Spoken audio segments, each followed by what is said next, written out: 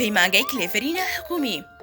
پەیمانگەی کلێڤەرینە حکومی هەڵدەستێ بەکردنەوەی خولی هاوینە بۆ قوتابیانی گشت قۆناغەکانی خوێندنی بنەڕەتی.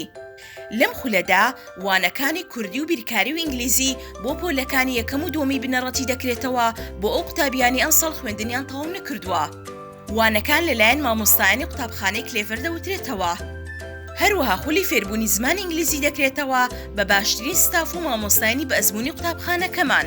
فێربوونی هونەرەکانی وەرزشی تایکواندۆ کە لەلایەن ڕاهێنەرانی بەتوانا دەوترێتەوە. خولەکە لە یەکی حەوت دەست پێ دەکات و ماوەی 2 مانگ بەردەوام دەبێ و دابینکردنی پاسی هاتوچۆ بۆ گشتگەڕەکانی شاری هەولێر و هەبوونی هۆڵی تایبەت بەوانەکان. ناونیشان هەولێر فەرمانبەران نزیک مزگەوتی شەهید و ئەنفال. بۆ زانیاری زیاتر دەتوانن پەیوەندیمان پێوە بکەن 0751 724 08 01. پەیمانگای کلێڤەرینە حکومی.